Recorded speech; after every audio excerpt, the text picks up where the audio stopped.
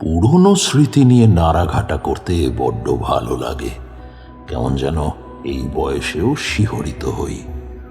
বিশাল এই আকাশটার নিচে যে ছোট্ট জগৎটা আছে, সেথায় কত শত অদ্ভুত ঘটনা প্রতিটা মানুষকে কেমন যেন ঘিরে রেখেছে। লৌকিক আর অলৌকিকের বিস্তৃতি সুদূর প্রসারী। মনের মধ্যে জমে থাকা অনুভূতিগুলো যখন বাঁক নিয়ে একাকী নির্জন স্থানে অলৌকিকের খোঁজে মেতে ওঠে, তখন মানুষ সংসার ত্যাগী হয়। ত্যাগই জীবনের প্রথম আর প্রধান উদ্দেশ্য, বুঝলে? সংসার ছেড়ে বেরিয়ে এসে তাই নিরাকার ব্রহ্ম দর্শনে মেতে ওঠো।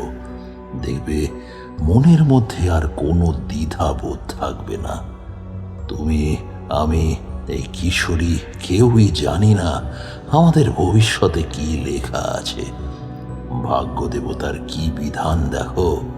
মানুষের পঞ্চ ইন্দ্রিয় আছে, এমনকি ত্রিনয়নের শক্তিও সাধনা বলে লাভ করা যায়। কিন্তু তারপরেও মানুষ ভবিষ্যৎ দেখতে পারে না। সেই সাধনা লাভ করবে নাকি? শিখবে?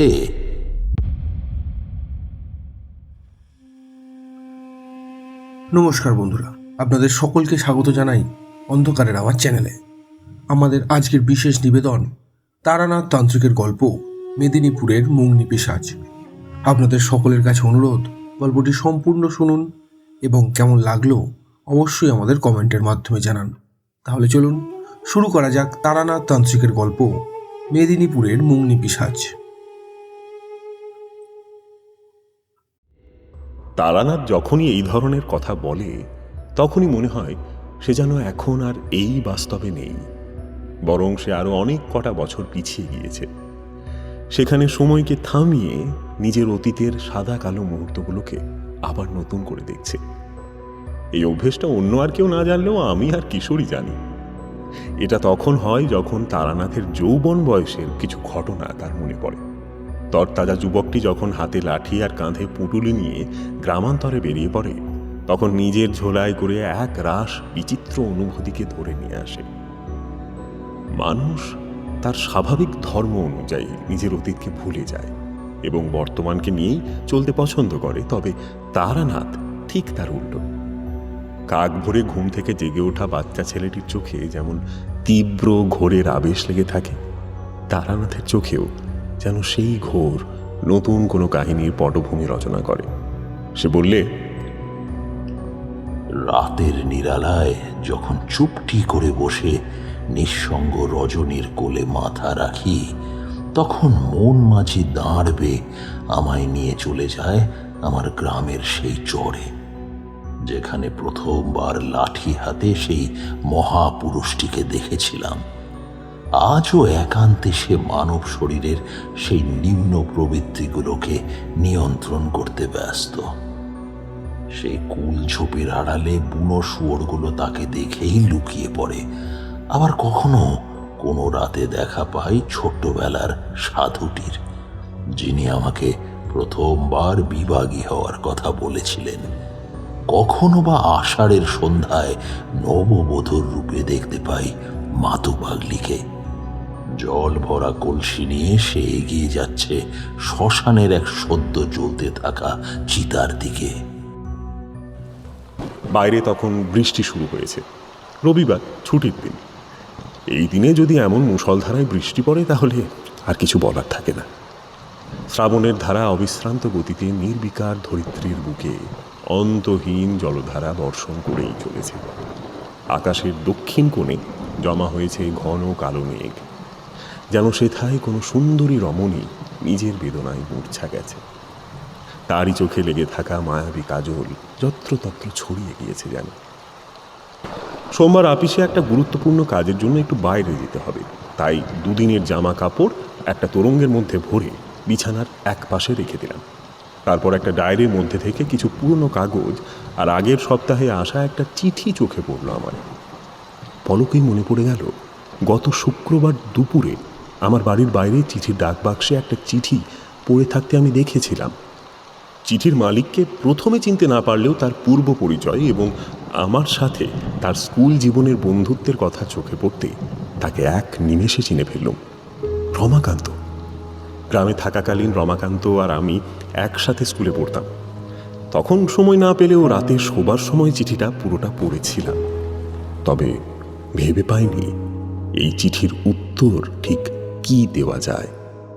তাই সমাধানের আশা তখন আপাতত স্থগিত রেখে ওটিকে পড়ার টেবিলের ওপর ডায়েরির মধ্যে আমি রেখে দিয়েছিলাম।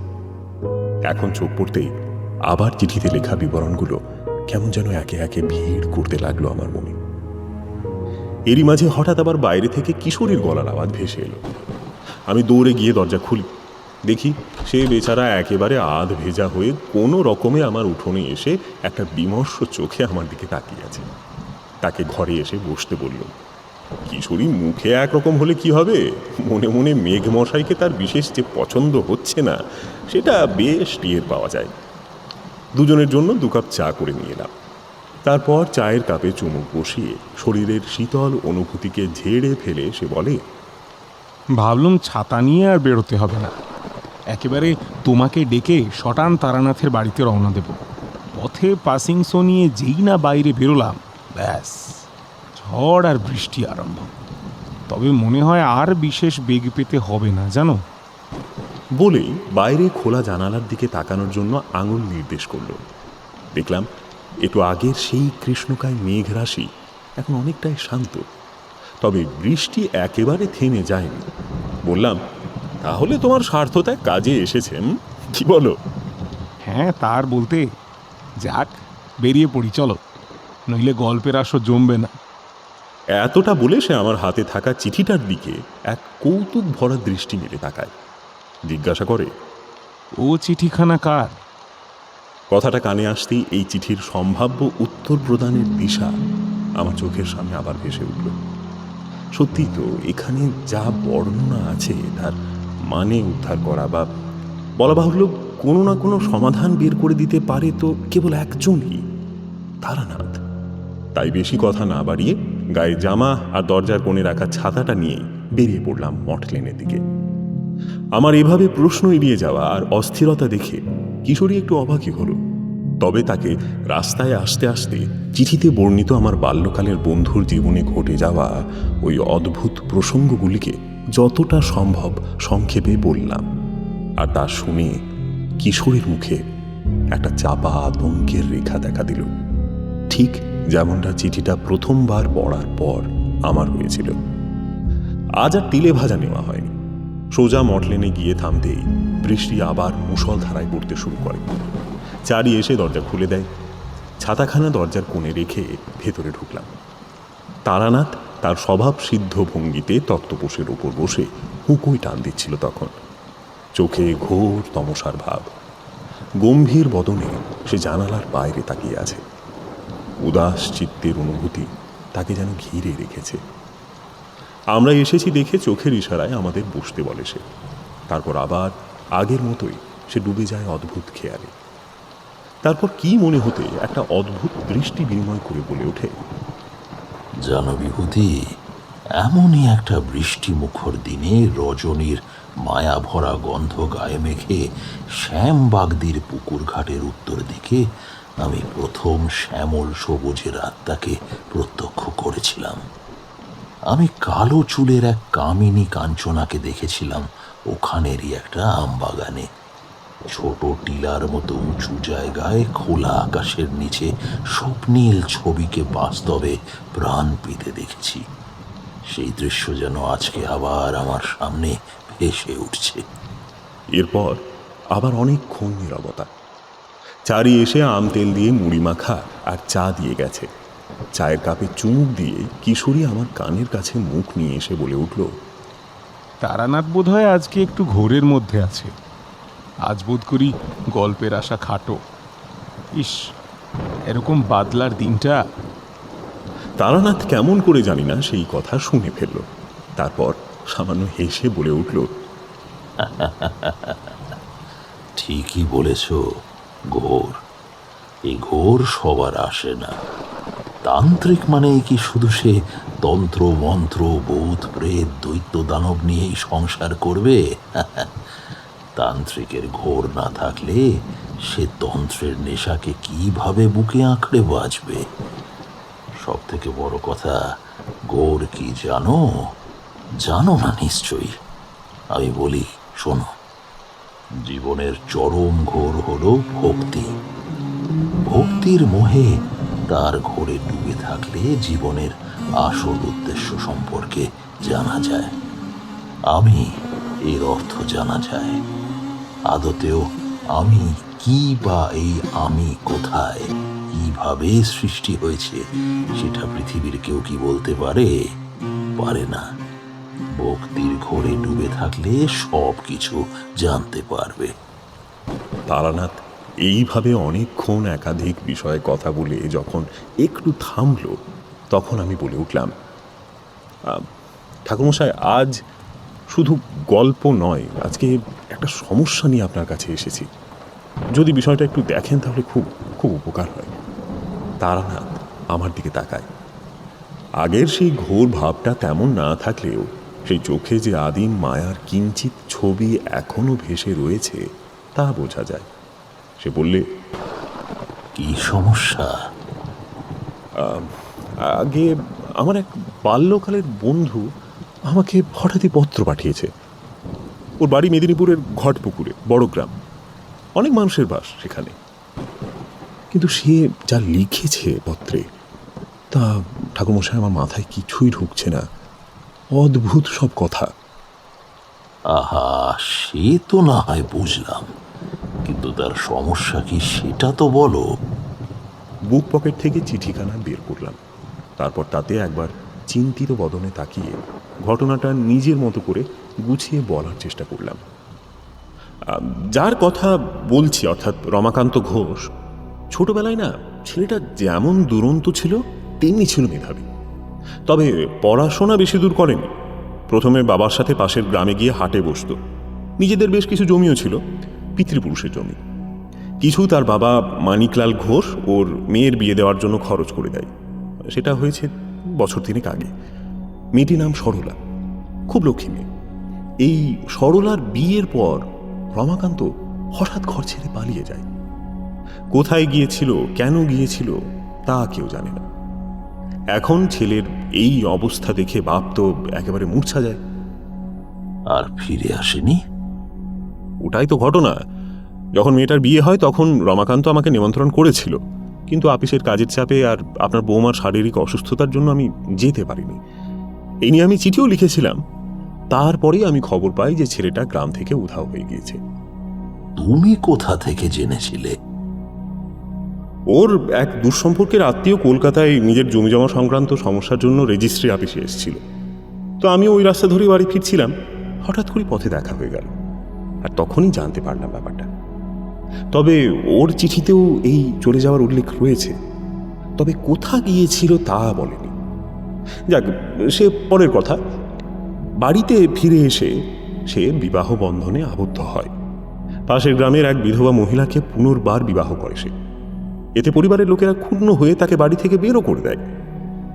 এরপরে চিঠিতে যা বলা আছে সেটা শুনে গায়ে কাঁটা দেওয়ার উপক্রম।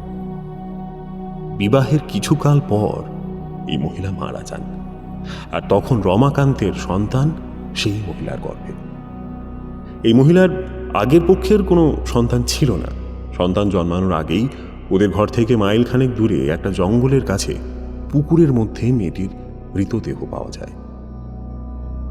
এই ঘটনার 3 মাসের মধ্যে একে একে রমাকান্তের পিতা, তার মেজ জ্যাঠা মারা যায় ওই একই বনানীর সামনে সেই পুকুরেরই জলে।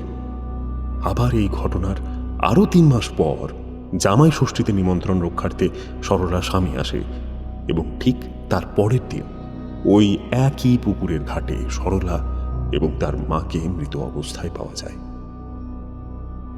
এরপর থেকে ওই গ্রামে ওই জঙ্গলে যাওয়া সম্পূর্ণ নিষেধ করে দেওয়া হয়। সকলেই জায়গাটাকে এড়িয়ে চলত। রমাকান্তের পরিবারের এত কাছের মানুষগুলো এভাবে মারা যাওয়ার পর গ্রামে আবার এক নতুন উপদ্রব দেখা যায়। গ্রামের 2-3 বছরের বাচ্চা বাচ্চা ছেলেমেয়েরা ঘর থেকে বেমালুম গায়েব হয়ে যাচ্ছে, কোথাও খুঁজে পাওয়া যাচ্ছে না তাদের। এই গ্রাম শুদ্ধ লোক এখন কি করবে না করবে কিছুই বুঝে উঠতে পারছে না। সবটা শোনার পর তারানাথের কপালে চিন্তার ভাঁজ দেখা দেয়।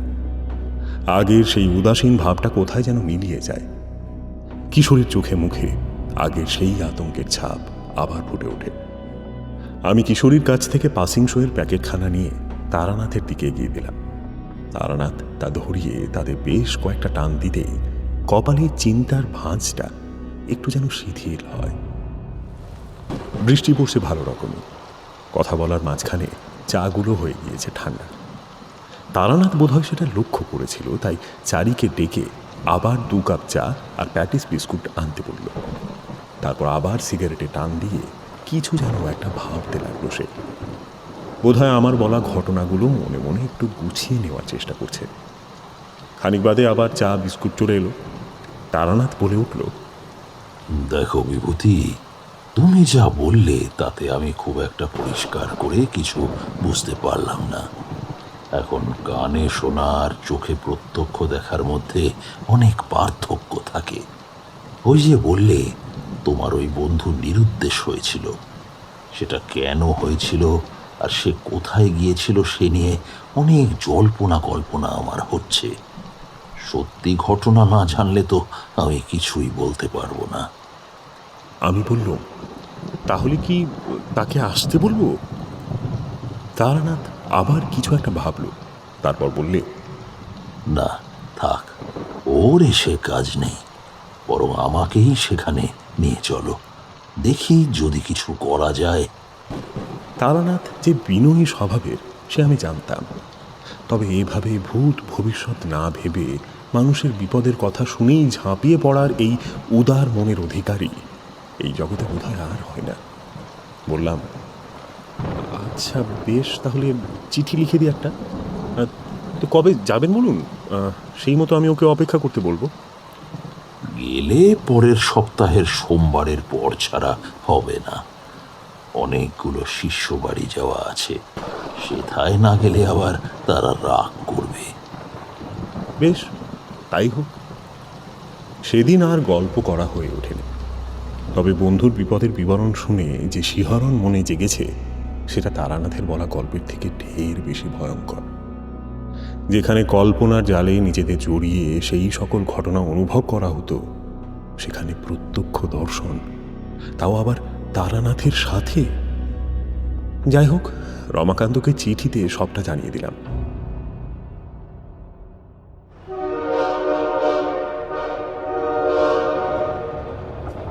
রেলগাড়ির শব্দ আর ধুলো মাখা রাস্তার পরে সবুজের সমারোহ।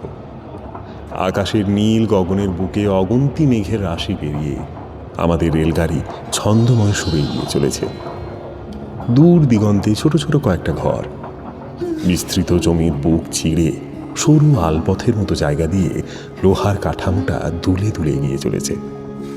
মাঝে মাঝে কিছু রাখাল বালকের দল রেলগাড়ির ধ্বনি শুনে এগিয়ে আসছে। শস্য ভরা ধান ক্ষেতের মাঝে কিছু সর্পসম নদী আঁকা বাঁকা শরীর নিয়ে দূরে কোথায় মিলিয়ে যাচ্ছে। তারানাথ চোখ বুজে ডুবে গেছে অন্য কোনো স্বপ্ন জগতে। আমি আর কিশোরী চৌকো জানালার বাইরে তাকিয়ে আছি। সময়ের চাকা ঘুরে চলেছে আপন খেয়ালে।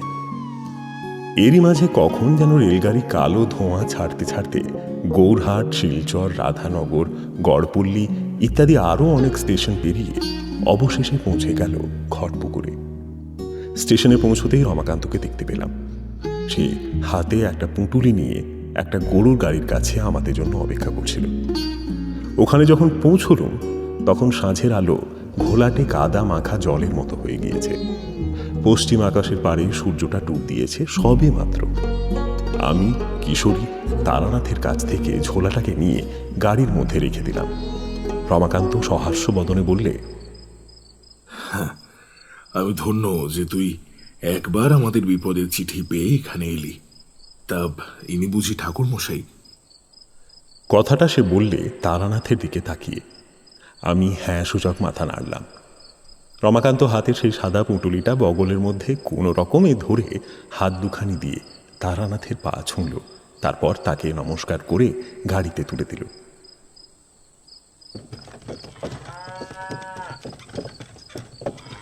ঘরে পৌঁছতে একটু দেরি হবে, তাই জন্যই আমি সঙ্গে করে দুটো মুড়ি মাখা এনেছি।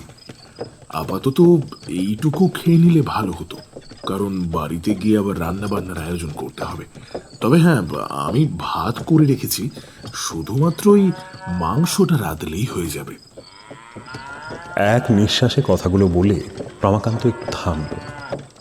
তারানাথকে এখানে আসার পর থেকেই দেখলাম বেশ চুপচাপ লাগছে। দেখে যেন মনে হচ্ছে কোনো গভীর চিন্তা ওকে বেশ ভাবিয়ে তুলেছে। এসব গ্রামগঞ্জে কাঠের কুঠিতে আলোর বাতি থাকলেও এখনো সব জায়গায় বিদ্যুৎ এসে পৌঁছায়নি। দূরে গ্রামের প্রান্তে যে কটা ঝুপড়ির মতো ঘর রয়েছে সেগুলো থেকে আলোর রেখা বিন্দু বিন্দু আকারে দেখা যাচ্ছে, ঠিক যেন জোনাকির আলো আলের ধারে শিশির মাখা ঘাসের ডগায় শান্তির নিঃশ্বাস নিচ্ছে। ছইয়ের ভেতরে থাকা হ্যারিকেনের আলোয় রমাকান্তকে কেমন যেন অচেনা লাগছে। সময়ের আগেই অনেকটা বুড়ো হয়ে গেছে বেচারা। মুখে অসংখ্য বুলি রেখা, মাথার চুল পাকা, মুখে অনেক দিনের না কামানো দাড়ি গোঁফ, ঊর্ধ্বাঙ্গের জামা অনেক জায়গায় ছিঁড়ে আছে, তাই কোনো রকমে সেগুলোকে সুতো দিয়ে সেলাই করা রয়েছে। নিম্নাঙ্গের ধুতি ধুলো মাখা আবরণে ঢাকা। দুলতে থাকা সেই হ্যারিকেনের আলোয় মাঝে মাঝে ঝুলে থাকা গাছের ডালগুলো চোখে পড়ছে আমার। হালকা আলো অন্ধকারে সেগুলো কেমন যেন মায়াবী মনে হচ্ছে। রাস্তার পরিস্থিতি তেমন ভালো নয়, মাটির রাস্তা, আর অনেক জায়গায় বেশ বড় বড় গর্ত, মাঝে মাঝে দুলে উঠছে পশুতে টানা এই গাড়িটা। তাই রমাকান্ত আবার শুধু আগে বলছিলাম যে ঠাকুরমশাই, দুটো মুড়ি খেয়ে নিন। স্টেশনে আপনি তো কিছুই খেলেন না, খিদে পেয়ে গেছে হয়তো, আপনি দয়া করে দুটো মুড়ি খান। শত কাকুতি মিনতির পরেও তারানাথ না সূচক ঘাট নাড়ে। এর কারণ সত্যি আমি বুঝে উঠতে পারলাম না।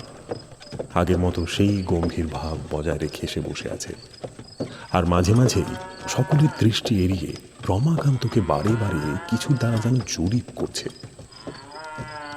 গাড়ির চালক মুখে নানা ধরনের আওয়াজ করে গাড়িটাকে অন্ধকারের বুক চিরে এগিয়ে নিয়ে চলেছে সামনের দিকে। কিশোরী মুড়ির ঝোলাটা খুলে সেখান থেকে এক মুঠো মুড়ি তুলে মুখে পুড়ে দেয়, আর তারপর পরম তৃপ্তিতে চিবোতে থাকে, এবং ঠিক পর মুহূর্তেই মুখ থেকে থু থু করে মুড়ি দলাখানাকে ফেলে দেয়। তারপর মুখ থেকে একটা বিজাতীয় সুর করে বলে ওঠে, উফ, থু থু থু থু থু থু থু থু। ইস, পচা মাংসের টুকরো চিবিয়ে ফেলেছি মনে হয়। কামড় বসাতেই নুনটা তরল কিছু স্বাদ পেলুম।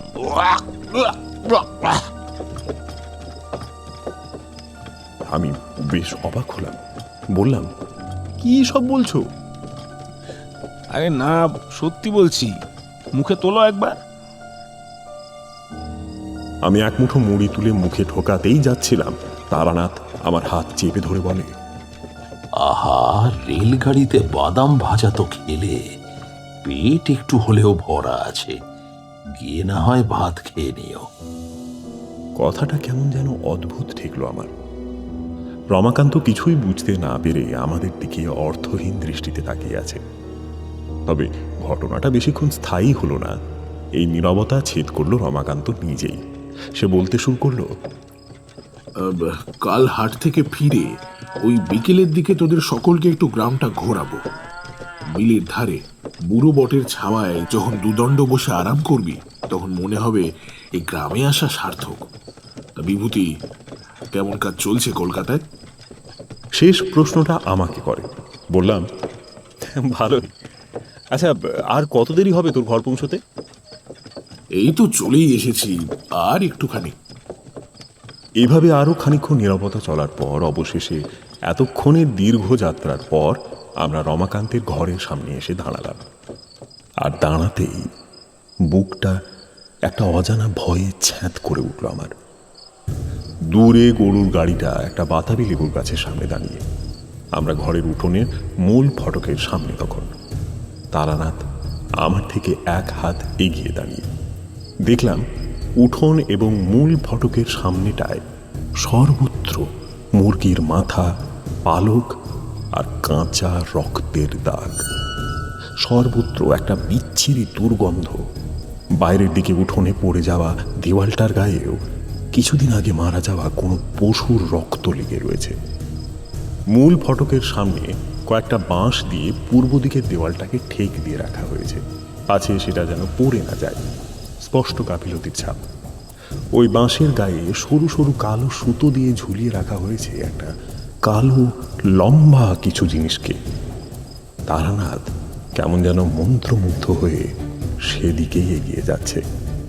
আমি ওকে অনুসরণ করে এগোতেই বুকের রক্ত যেন জমে বরফ হয়ে গেল। গাছগাছালির ফাঁক থেকে একটা শিরশিরে বাতাস এসে যেন সমস্ত শরীরটাকে এক মুহূর্তে অবশ করে দিল। দেখলাম কালো লম্বা লম্বা ওই বস্তুগুলো আর কিছুই নয়, বরং ছাগলের পায়ের হাঁটু থেকে মজ্জা সমেত কেটে নেওয়া 4টে অংশ।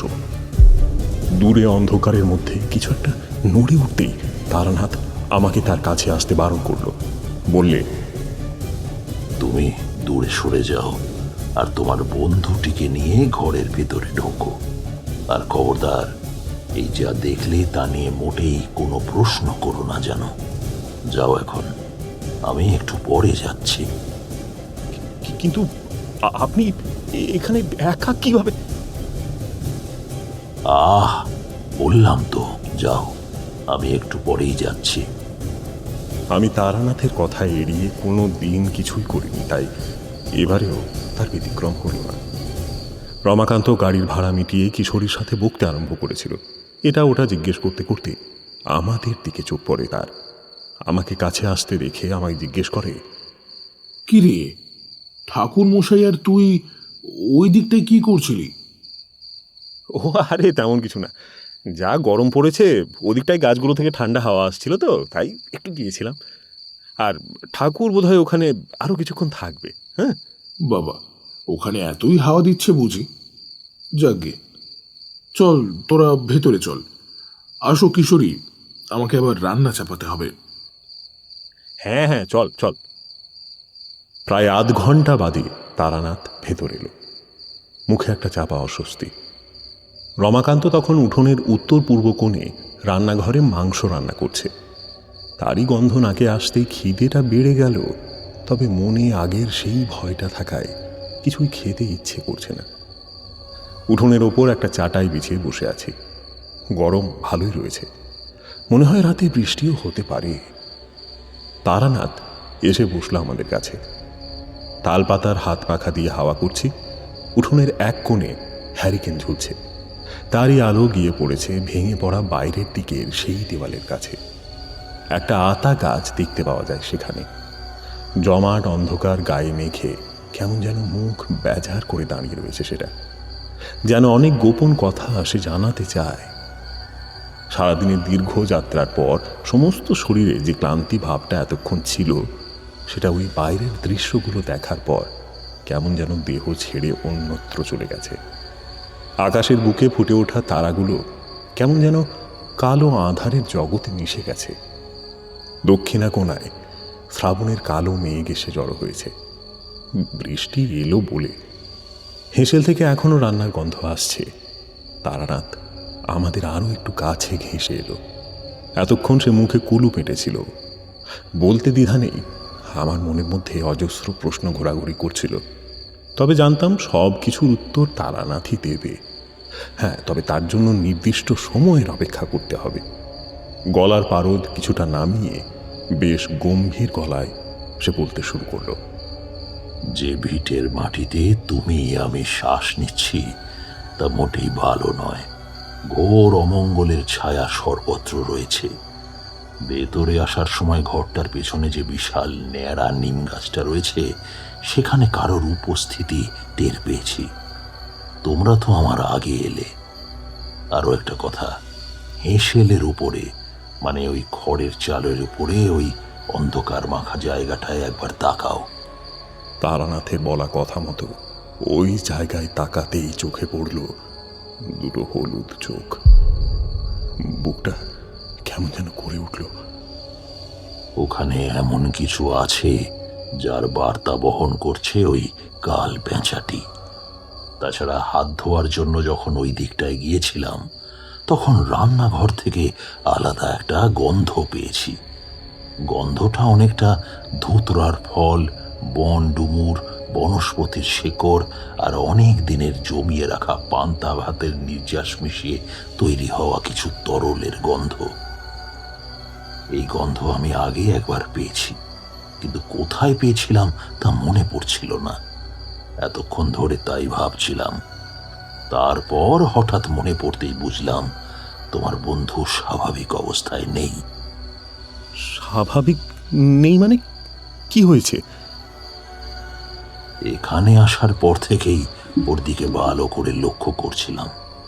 তোমরা হয়তো খেয়াল করনি, তবে আমি গরুর গাড়িতে ছইয়ের মধ্যেই ওকে ভালো করে খুঁটিয়ে পড়েছিলাম। ওর ভাগ্যচক্রে মৃত্যু লেখা আছে 12ই জ্যৈষ্ঠ। একদিন দুদিন এদিক ওদিক হতে পারে, কিন্তু আমি অবাক হলাম এটা দেখে যে এখন আষাঢ়ের 4। ওর চালচলন আর কথাবার্তা যথেষ্ট অসঙ্গতিপূর্ণ। আসার পর থেকে আমার আলাদা একটা অনুভূতি হচ্ছে, বড্ড ভয় করছে। ভয় আমার সাধক জীবনের প্রথম দিকে একেবারেই উবে গিয়েছিল মন থেকে। হঠাৎ এখানে আসার পর এই অনুভূতি হচ্ছে। যাক, এসব কথা ভুলে ওকে বলো না, আরো ভালো করে আমাকে ব্যাপারটা বুঝতে দাও। আমার হাত পায়ের তালু অস্বাভাবিক রকম ঠান্ডা হয়ে গিয়েছে, হয়তো ভয়ে। কিশোরীর দিকে অকস্মাৎ চোখ পড়তেই একটু ঘাবড়ে গেলাম আমি। তারানাথের আড্ডায় কেউ যদি বেশি কথা বলতো তো সেটা হলো কিশোরী, কিন্তু সেই কিশোরী এখন এমন শান্ত আর নিরেট পাথরের মতো হয়ে গিয়েছে, যেটা দেখে আমি যত না অবাক হয়েছি, তারানাথ বোধহয় আমার থেকে আরও কয়েক গুণ বেশি অবাক হয়েছে। তার সাথে আবার একটা নতুন চিন্তার রেখা ওর কপালে ফুটে উঠেছে। কিশোরীর শীতল চোখের দৃষ্টি হেঁসেলের অন্ধকার কোণে। এখন আর সেই হলুদ চোখ দুটো দেখা না গেলেও একটা জমাট অন্ধকার নিথর দেহের মতো ওখানে জমে রয়েছে। ওকে নাড়া দিতেই ঘাড় ঘুরিয়ে তাকালো। দৃষ্টি আমার দিকে নয়, সোজা তারানাথের দিকে। চোখের মণি দুটো একেবারে নিষ্পলক, পাতা পড়ছে না। তারানাথ বাঁ হাতের বুড়ো আঙুল দিয়ে মধ্যমার 9 নম্বর গিঁট ধরে ডান হাতটি হালকাভাবে কিশোরীর কপালে ঠেকাতেই সে ধীরে ধীরে চোখ বুজিয়ে ফেলে। তারপর চাটাইয়ের ওপর শুয়ে পড়ে। আমি ঘটনার কারণ জিজ্ঞেস করতেই যাচ্ছিলাম, দেখলাম রমাকান্ত হাতে কড়াই নিয়ে বেরিয়ে এলো। খাওয়া দাওয়ার আয়োজন বলতে খাসির মাংস আর গরম ভাত। কিশোরী ঘুমিয়ে পড়ায় ওকে আর তুলিনি। আমরা যখন খেতে বসি তখন একটা জিনিস দেখে আমার ওটুকু খাবার ইচ্ছেতেও ভাটা পড়ে। আমাদের রান্না করা খাবারের দিকে রমাকান্ত একবারও না তাকিয়ে বরং সে তার নিজের জন্য সেদ্ধ করা কাঁচা মাংসের বাটি থেকে একটা একটা করে মাংস তুলে অল্প দুটি ভাতের সাথে খাচ্ছে। আমি আর খেতে না পেরে উঠে গিয়ে হাত ধুয়ে নিলাম। তারানাথের চোখের দৃষ্টি সজাগ রেখে ওর দিকেই তাকিয়ে আছে। খাওয়া দাওয়ার শেষে আমাদের 3 জনকে একটা আলাদা ঘরে শুতে দিল রমাকান্ত, আর বলে গেল কাল ভোরে উঠে পড়তে, কিছু কাজ আছে। কিশোরী অঘরে ঘুমোচ্ছে। তারানাথ পাসিং শো জ্বালিয়ে তাতে টান দিচ্ছে। দৌড়ে খিল তোলো, আর আমাকে না জানিয়ে বাইরে বেরোবে না। কেন, কি বুঝছেন? আরো 2টো টান দিয়ে তারানাথ ধীর গলায় বললে, আমি একটা জিনিস বুঝতে পারছি না যে রমাকান্ত নিজের এবং গ্রামে ঘটে যাওয়া যে অদ্ভুত কাণ্ডের কথা তোমাকে জানিয়েছিল, তাতে নিজের শারীরিক পরিবর্তনের কোনো কথা উল্লেখ করেনি। শুধু ওর দেখা ঘটনাগুলোই বলছে, অর্থাৎ ওর ইন্দ্রিয় এখন অন্য কারোর দ্বারা পরিচালিত হচ্ছে। তাছাড়া কিশোরী কাকে দেখে এইভাবে ঘোরের মধ্যে ডুবে গেল, ও তো বেশ জন্মনে ছোকরা। কথা না বাড়িয়ে তখন ঘুমিয়ে পড়েছিলাম, তবে সেটা বেশিক্ষণ স্থায়ী হয়নি। রাত কত হবে খেয়াল নেই। মেঘের গর্জন আর মুষলধারায় বৃষ্টি পড়ছে। তার সাথে মাথার দিকের খোলা জানালাটা দিয়ে প্রচণ্ড হাওয়া দিচ্ছে। আর তাতেই পাল্লাগুলো এত জোরে দেওয়ালে আঘাত করছে যে তাতেই ঘুমটা ভেঙে গেল। চোখ খুলতেই বিস্মিত হয়ে দেখলাম তারানাথ এক দৃষ্টে জানালার বাইরে একটি নির্দিষ্ট জায়গায় তাকিয়ে রয়েছে। চোখের পাতা যেন পড়ছে না তার, খুব মনোযোগ দিয়ে একটা ব্যাপার লক্ষ্য করছে সে। হাওয়ার দাপটে ওর মাথার চুলগুলো এলোমেলো হয়ে গেছে, কিন্তু চোখ সজাগ। ঘরের পূর্ব কোণে দেওয়ালের দিকে একটা মাটির কুঁজো রাখা আছে, আর তার পাশেই রয়েছে হ্যারিকেনটা। ঘুমানোর আগে ওটার সলতেটা কমিয়ে দেওয়া হয়েছিল, তাই আলো এখন অনেকটাই কম। পোড়া কেরোসিনের একটা গন্ধ নাকে লাগছে।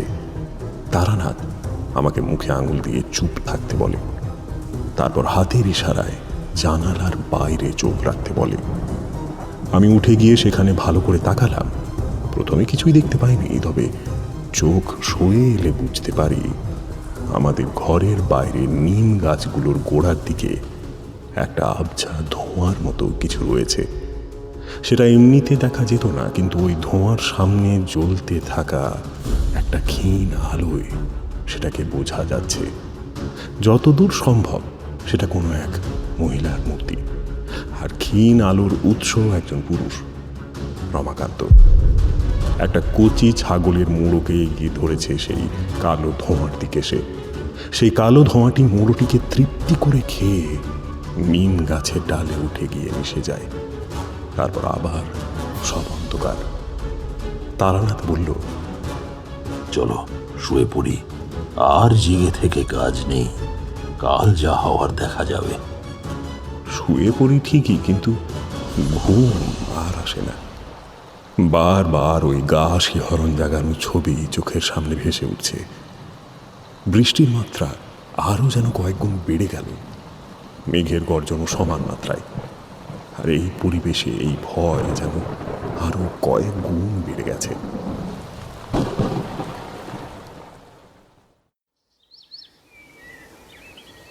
ভোরের দিকে চোখটা লেগে গিয়েছিল। ঘুমটা ভাঙে রমাকান্তের ডাকে। উঠে দেখি হাতে চায়ের পেয়ালা নিয়ে দরজার সামনে দাঁড়িয়ে সে। পাশে তারানাথ নেই। কিশোরীও দেখলাম আড়মোড়া ভাঙছে। উঠে গিয়ে চোখে মুখে জলের ঝাপটা দিতেই মনটা অনেকটা পরিষ্কার আর তরতাজা হয়। চায়ের পেয়ালায় চুমুক দিতেই হালকা মাথা ধরে থাকাটাও কমে যায়। তারানাথ কোথায় সেটা জিজ্ঞেস করতে রমাকান্ত জানায়, উনি তো দেখলাম কোথায় একটা হন্তদন্ত হয়ে বেরোলেন।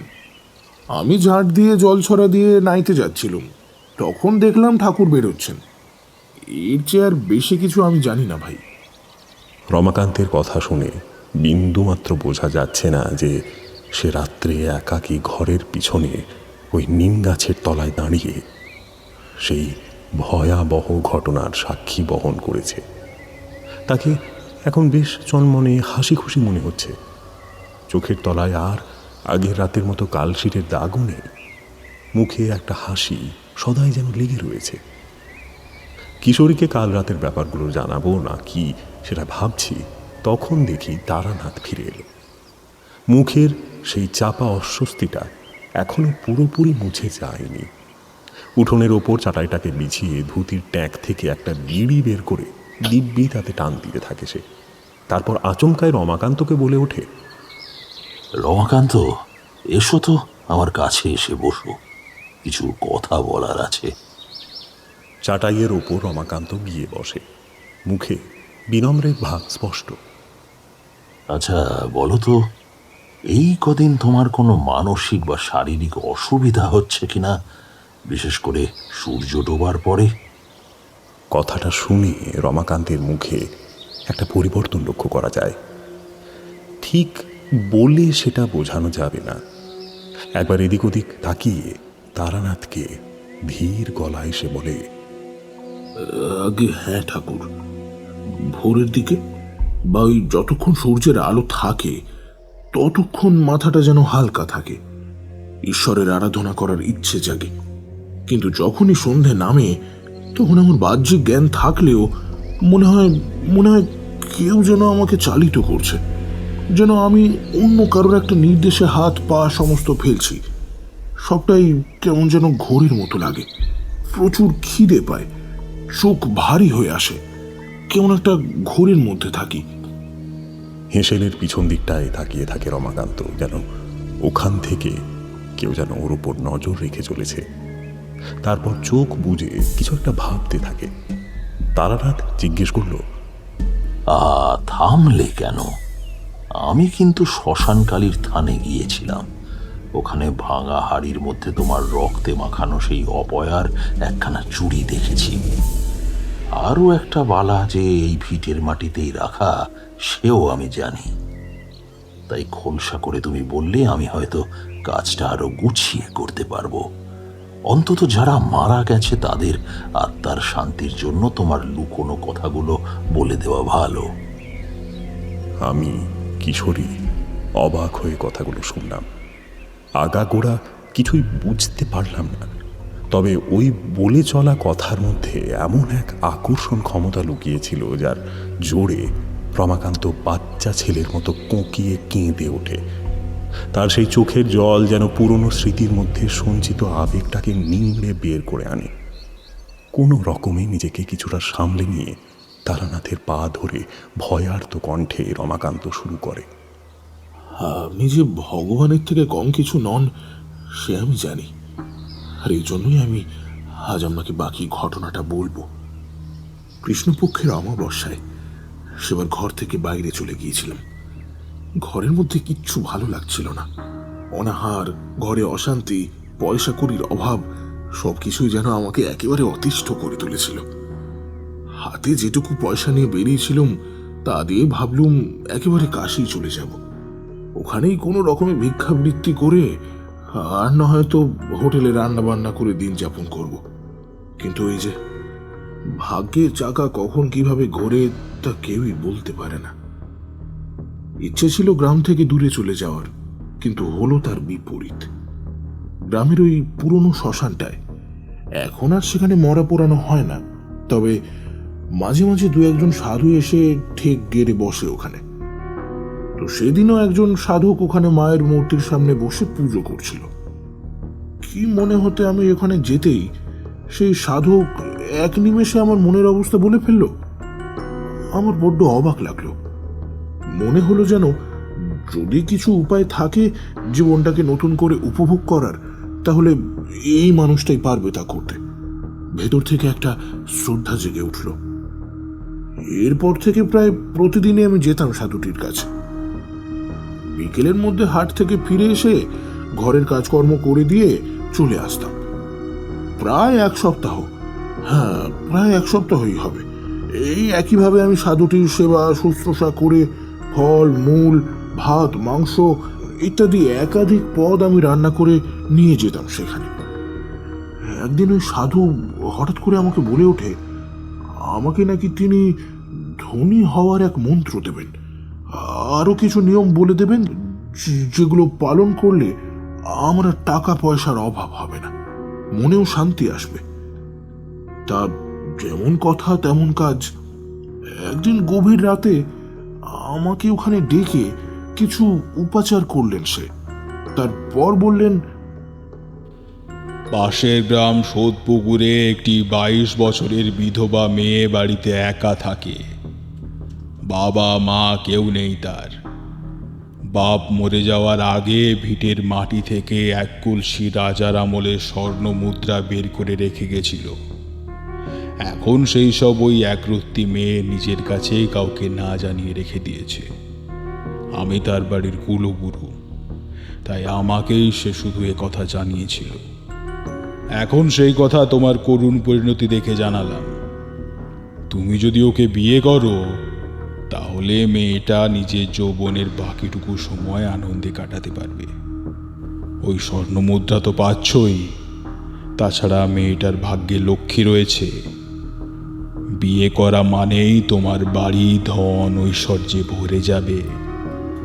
সত্যি বলতে আমি তখন লোভে পড়ে হ্যাঁ করে দিয়েছিলাম। বুঝিনি যে ব্যাপারটা কতটা বিপজ্জনক। বিয়ে করার সাথে সাথেই আমাকে এক ঘরে করে দেয় আমার পরিবারের লোকেরা। মেয়ে মানুষটা বড্ড ইল্লতে ছিল, শুধুই শারীরিক সুখ নেওয়ার জন্য তৎপর থাকতো। আপনার কাছে লুকিয়ে কোনো লাভ নেই, তাই বলছি, মেয়েটা গর্ভবতী হওয়ার পর আবার একদিন ওই সাধক আমাকে ডাকে। আমি ওনাকে গিয়ে বলি ওই মেয়ের কাছে সোনা দানা কিছুই নেই, কিন্তু সাধক আমার কথা শুনে আমাকে বলে, ওরে বোকা, তুই ওকে ওর মন ভরতে সাহায্য কর, ওর ইচ্ছে পূরণ কর, তবেই না পাবি।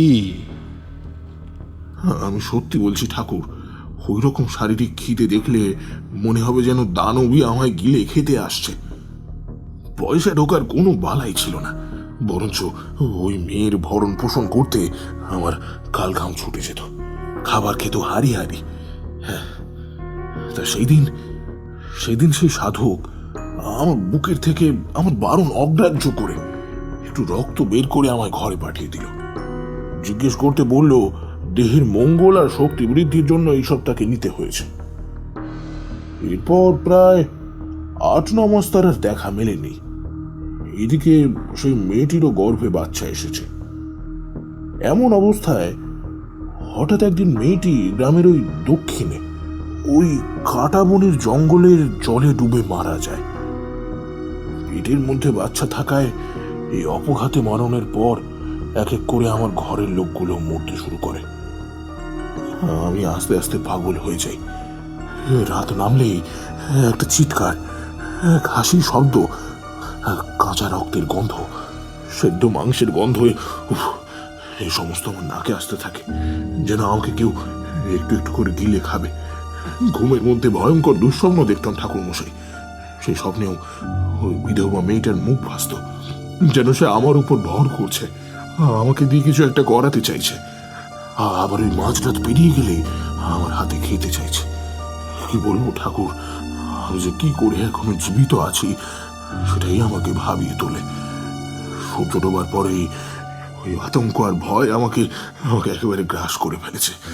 আমাকে সে নিয়ে যেতে চায় তার সাথে। আমার দেহ, মন, ইচ্ছে সবকিছুই বদলে যায়। আমাকে কেউ যেন নিজের হাতে পুতুলে পরিণত করে। আমাকে বিশ্বাস করুন ঠাকুর, আমি নিজে থেকে কিচ্ছু করি না। সত্যি আমি কিচ্ছু করি না নিজে থেকে। এতটা এক নাগাড়ে বলে রমাকান্ত থামল। তার চোখের কোণে আবার জলের ধারা এসে জমা হয়েছে। তারানাথ নীলচে আকাশটার বুকে রেখেছে চোখ। দূরে রাস্তার বাঁকে বাঁশগুলোর দিক থেকে একটা নাম না জানা পাখির ডাক ভেসে আসছে। দক্ষিণা বাতাসের ছোঁয়ায় আতা গাছটার ডালে মৃদু শিহরণ জেগেছে। তারানাথ এবার বললে, যা বললে তাতে তুমি যে এখনো বেঁচে আছো সেটাই তোমার ভাগ্য, নইলে মৃত্যু তোমার শিয়রে উঁকি মারছে। যাক, এখন তুমি গ্রামের কোনো মন্দিরে গিয়ে ওঠো, আর সন্ধে নামলে ঘুণাক্ষরেও কোনো দিকে তাকাবে না বা একা যাবে না। মন্দিরে বিগ্রহের দিকে তাকিয়ে ঠাকুর নাম জপ করবে। এতে অন্তত কোনো অপশক্তির ধ্বনি বা তার প্রভাব তোমার শরীরে পড়বে না। আগে ঠাকুর, আমাদের গ্রামে ওই উত্তর পাড়ার দিকটায় ওই ঘোষালদের বাড়ির পাশেই একটা রক্ষাকালীর মন্দির আছে। আমি তাহলে যাই, ওখানেই যাই। তারানাথ হ্যাঁ সূচক ঘাড় নাড়ল। তারপর বলল, ওই যাওয়ার রাস্তাটা তোমার বন্ধুকে বুঝিয়ে দাও, কারণ ওদেরকেও ওখানে যেতে হবে, তবে একটু পরে। বললাম, আমরা কেন ঠাকুর মশাই? যেটা বললাম সেটা না শুনলে বিপদ হবে। রমাকান্ত আমাকে রাস্তা বুঝিয়ে চলে যায়। এই গ্রামে আগে একবার এসেছি, তাই বুঝতে সেভাবে অসুবিধে হলো না আমার। রমাকান্ত চলে যাওয়ার পর আমি আর কিশোরী তারানাথের কাছে গিয়ে বসলাম। শূন্য ঘরটার একটা অপ্রাকৃতিক নীরবতা যেন মনের মধ্যে চাপা একটা অস্বস্তিকে জাগিয়ে তুলছে। আচ্ছা ঠাকুরমশাই, আপনি রমাকান্তকে যা বললেন তা তো আমরা সেভাবে বুঝতেই পারলাম না। আর আপনি সকালে ওরকম দুম করে চলে গেলেন, কোথায় গিয়েছিলেন? ট্যাঁকের বিড়ির প্যাকেট থেকে আরও একটা বিড়ি বের করে তাতে কয়েকটা টান দিয়ে তারানাথ শুরু করল। কালকে কিশোরীর ওই অবস্থা, মুড়ির মধ্যে মুরগির হাড়, বিটের মধ্যে কাটা মাংসের টুকরো, ঝোলানো অপরিষ্কার জায়গায় থাকা খাওয়া, এসব কিসের লক্ষণ জানো? কিশোরী এতক্ষণ পর তারানাথকে জিজ্ঞেস করল, কিসের? তারানাথ কিশোরীর স্বাভাবিক অবস্থা দেখে একটু ধাতস্থ হলো। তারপর জবাবে জানালো, সব সাধনার পরেই কোনো তান্ত্রিক যদি পিশাচতন্ত্রে সিদ্ধ হয়ে ওঠে, অর্থাৎ একই সাথে দুটো মহা শক্তিশালী সাধনা ঠিকভাবে করে উঠতে পারে, তাহলে তার দেহে এক অতি শক্তিশালী তেজের সৃষ্টি হয়। সেই সাধক ছিল সেই তেজের অধিকারী। পিশাচতন্ত্রে মুংনি নামের এক নিম্নবর্গের পিশাচ আছে, আর এদের লক্ষণই হলো খারাপ জায়গায় থাকা, রক্ত মাংসের ডেলা নিয়ে খেলা করা, নোংরা স্থানে বিচরণ করা, আরো অনেক কিছু। এদের আরো একটা গুণ হলো, সাধক যার কথা মনে মনে চিন্তা করবে তাকে এই পিশাচ নিজের শক্তির দ্বারা নিয়ন্ত্রণ করবে। এর প্রভাবে সেই ব্যক্তি নিজের অস্তিত্ব, নিজের বুদ্ধি, রুচি, রাগ, ক্রোধ, মায়া, মমতা, খিদে, তেষ্টা সব হারিয়ে ফেলবে।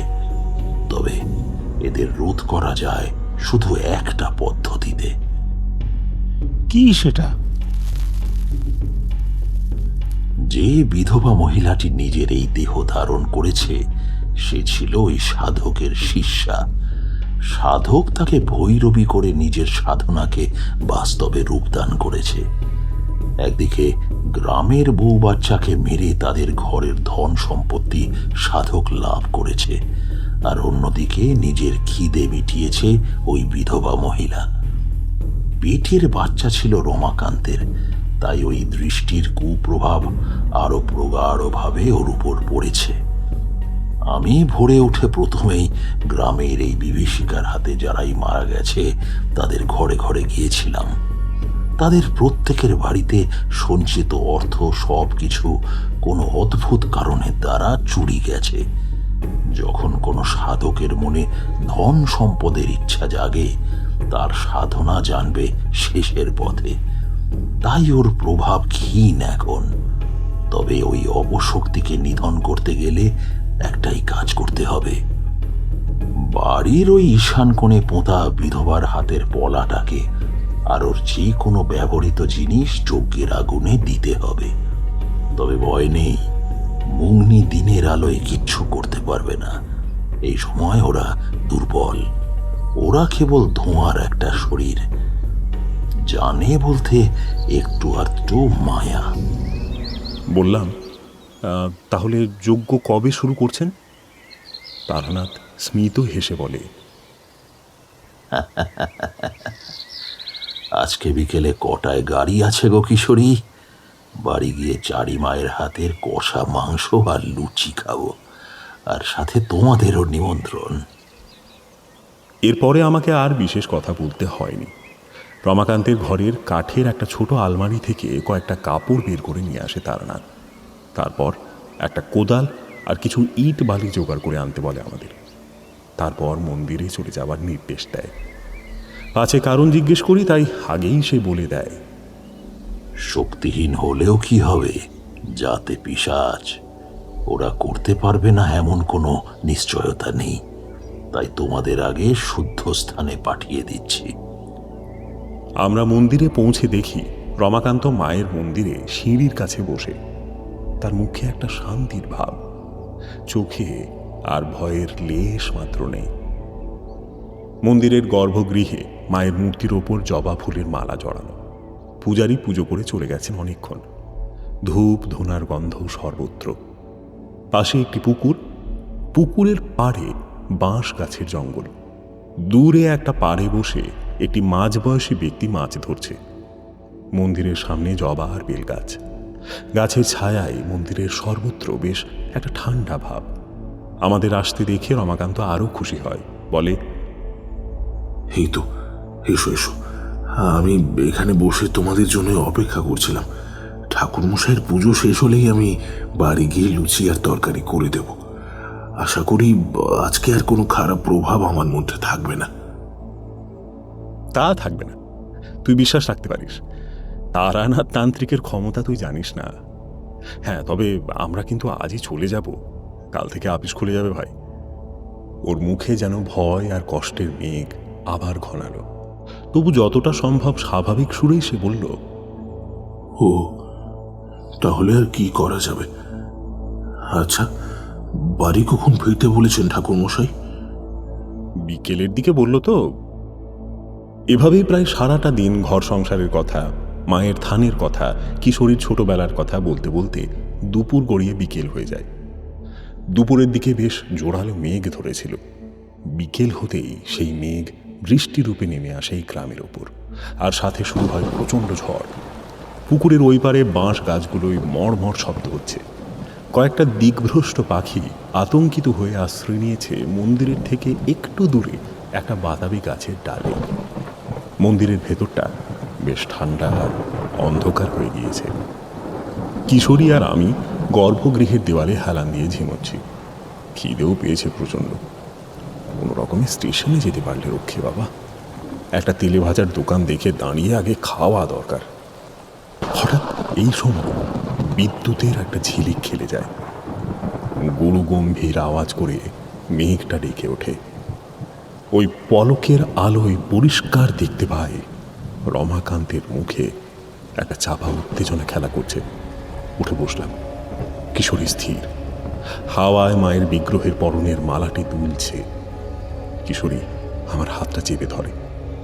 ভালো করে খেয়াল করতে দেখলাম রমাকান্ত দুলছে। সময়ের সাথে সেই দুলুনির মাত্রা আরো যেন বেড়ে যাচ্ছে। মুখে গো গো করে একটা আওয়াজ করতে শুরু করলো সে। আর তারপর চকিতেই মন্দির থেকে এক লাফে নিচে নেমে গিয়ে ঝড়ের মধ্যে কোথায় যেন মিলিয়ে গেল। দূরে যেতে যেতে তার প্রচণ্ড চিৎকার আর হাসির শব্দ কানে আসছে, যেন সে উন্মাদ কারো আহ্বানে ছুটে চলেছে অনন্তের দিকে। সময়ের সাথে সাথে বুকের হৃদস্পন্দন বেড়ে চলেছে ক্রমাগত। ঝড়ের তাণ্ডব লীলা যেন উত্তরোত্তর বেড়েই যাচ্ছে। রাতের আঁধারের মতো ঘন মেঘ রাশি এই গ্রামটাকে গিলে খেতে চাইছে যেন। প্রকৃতির এহেন রূপ আমি এর আগে কোনো দিন দেখিনি। কিশোরী মৃদু গলায় বললে, কি গো, যাবে? বললাম, এই ঝড় মাথায় করে যাওয়া তো বোকামো। দেখি আরো ঘন্টাখানেক অপেক্ষা করি, বুঝলে? একটু থামলে তারপর যেতে হবে। মায়ের মন্দিরে বসে বসে মনে মনে ঈশ্বরের নাম জপ করছি। তারানাথের জন্য চিন্তা হচ্ছে। রমাকান্তের এইভাবে মানসিক রূপ বদল কিভাবে আর কেন হলো সেটাই মাথায় ঢুকছে না আমার। বৃষ্টির মাত্রা যখন কমলো তখন কালো আকাশটার অস্বাভাবিক রূপটাও যেন কেমন জাদু বলে মিলিয়ে গেল। তাহলে কি তারানাথের যজ্ঞ শেষ? রমাকান্ত কি ঠিক আছে? কিশোরীকে বললাম, চলো ভাই, এবার যেতেই হবে। দ্রুত পদচারণা করে যাচ্ছি। আকাশের বুকে সূর্যের আলো দেখা দিয়েছে। আবার গাছে গাছে পাখি ডাকতে শুরু করেছে। কয়েকটা গ্রামের লোক ছিপ আর জাল নিয়ে মাছ ধরতে বেরিয়েছে। আবার গাছে পাতা থেকে জল টপ টপ করে পড়ছে মাটির রাস্তায় জমা জলের উপর। ঘরের ভেতর আসতেই মাথায় যেন বাজ পড়ল আমার। তারানাথ অজ্ঞান হয়ে পড়ে আছে একদিকে। যজ্ঞের আগুন নিভে গেছে অনেকক্ষণ। হেসেলটার একটা দেওয়াল ভেঙে একদিকে পড়ে রয়েছে। চারদিকে কেমন একটা নিস্তব্ধতা। দ্রুত দৌড়ে গিয়ে তারানাথকে তুললাম। মুখে চোখে জলের ঝাপটা দিলাম। কিশোরী এক কোণে পড়ে থাকা হাত পাখাটা নিয়ে এসে হাওয়া করতে শুরু করলো। খানিকক্ষণ বাদে জ্ঞান ফিরতে সে আমাদের দিকে একটা অর্থহীন দৃষ্টি নিক্ষেপ করে বলল, না হে বিভূতি, এই সামান্য কাজটি আমার দ্বারা হলো না। এই তারানাথ পেরে গেল আজ। এই শক্তি জিতে গেছে। রমাকান্ত তার কোলেতেই চিরনিদ্রায় আচ্ছন্ন হয়েছে। ডুকরে কেঁদে ওঠে তারানাথ। আমার হাতটা জোর করে চেপে ধরে বলে, আমি সত্যি সংসারী। আমার দ্বারা তন্ত্র আর হল না। জীবনের সব শিক্ষা ব্যর্থ হল। হে কাল ভৈরব, আমায় আমায় তুলে নাও, আমায় তুলে নাও। আপনি এরকম বলবেন না তো। এই নিন, এই জল খান। কিশোরী একটা ঘটিতে করে জল খাওয়ালো তারানাথকে। একটু শান্ত হয়ে ভেঙে পড়া যোদ্ধার মতো সে বলল, যজ্ঞে বাধা এসেছে প্রথমেই। বারবার আচমনের সময় ওই নিম গাছের ডাল থেকে কাক ডেকেছে। কি কর্কশ সেই শব্দ! আগুনে ঘি দেওয়ার সময় ঘটি থেকে সব ঘিটা পড়ে গিয়েছিল। এমনকি এমনকি যে পলাটি আমি ওই হেসেলের তলা থেকে পেয়েছিলাম, সেটিও আগুনে দেওয়ার আগেই চূর্ণ বিচূর্ণ হয়ে ভেঙে যায়। সেই পিশাচিনীর ডাকে রমাকান্ত সাড়া দিয়ে বাইরে বেরিয়ে পড়ে আর জলে ডুব দেয়। ওই মাগি তাকে নিয়ে গেছে তার কাছে। নিজের ভোগ না পাওয়া জ্বালায় সে রমাকান্তকে মেরে ফেলেছে। আমি আর পারলাম না ছেলেটাকে রক্ষা করতে, পারলাম না। আমায় আমায় ক্ষমা করো ঈশ্বর, ক্ষমা করো। আপনি তো বললেন মুন্নি দিনের আলোতে কিছু করতে পারে না, তাহলে? সে মায়ার জালে আবদ্ধ করেছে আমাকে। অন্ধকার করে বৃষ্টি ঝড় সৃষ্টি করেছে। সূর্যের আলোর আড়ালে আমাকে অজ্ঞান করেছে। রমাকান্তকে নিজের কাছে ডেকে মেরেছে।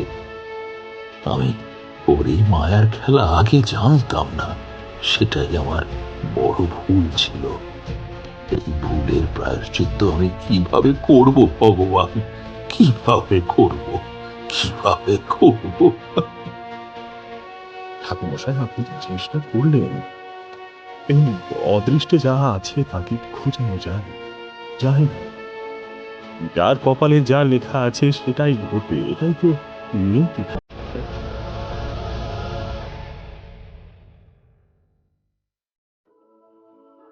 এরপর প্রায় 1 মাস কেটে গেছে।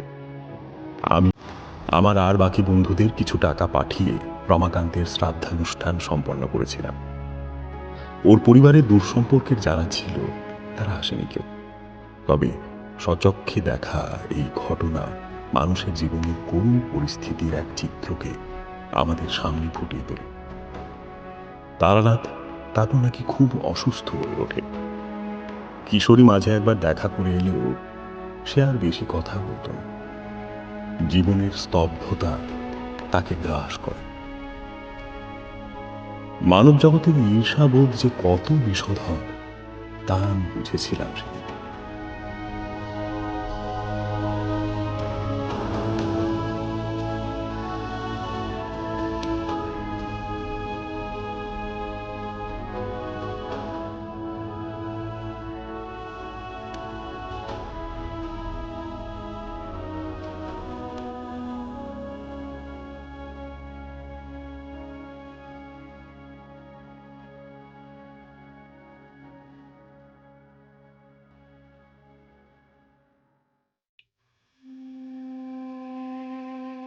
শুনছিলেন তারানাথ তান্ত্রিকের গল্প মেদিনীপুরের মুন্নি পিশাচ। গল্পটি আপনাদের কেমন লাগলো অবশ্যই আমাদের কমেন্টের মাধ্যমে জানান। যদি ভালো লেগে থাকে তাহলে একটি লাইক করবেন এবং এরকম আরও গল্প শুনতে সাবস্ক্রাইব করতে পারেন অন্ধকারের আওয়াজ। দেখা হবে পরবর্তী একটি ভিডিওতে। ততক্ষণের জন্য সবাই ভালো থাকুন, সুস্থ থাকুন। সকলকে অসংখ্য ধন্যবাদ।